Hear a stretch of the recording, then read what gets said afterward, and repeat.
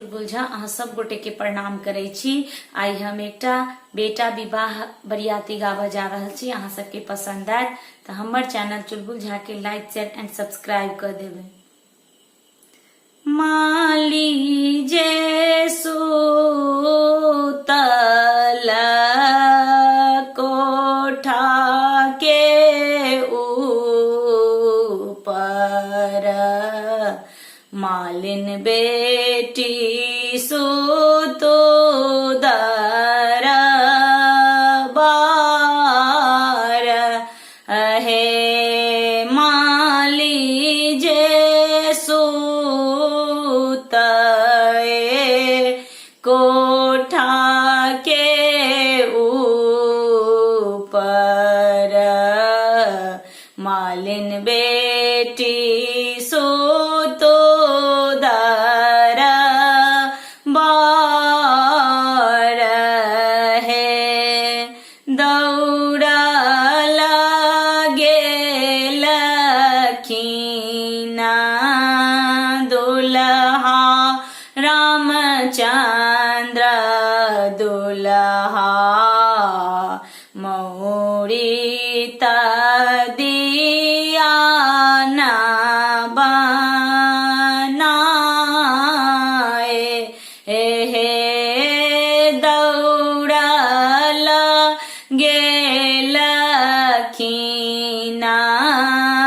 दुल्हा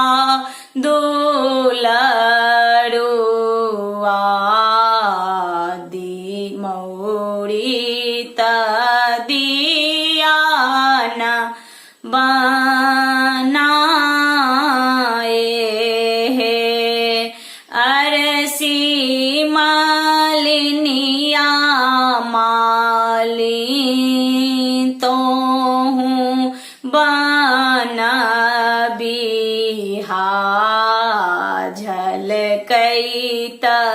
जाएब ससुरार, हे अरसी मालिनिया मालिन तो हूँ बना बिहा, झलकैत जाएब ससुरार, हे हरसी मौरिया बाबू हमने बना आओला कोना क देब बनाए, हे अरसी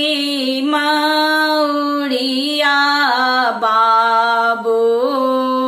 हमने बनाओला कोना क हम देब बनाए, हे चारों काते गथिया मालिन हीरा मोतिया, बीच में सिया सुकुमार, है चारों काते गथिया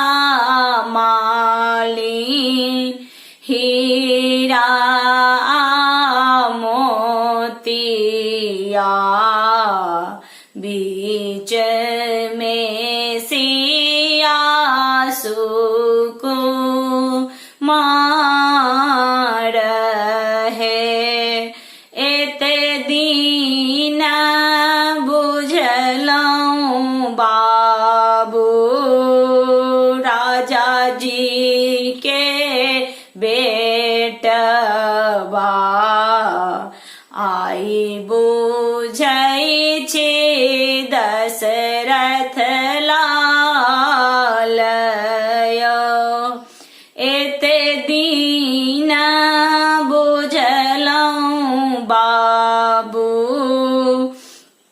राजा जी के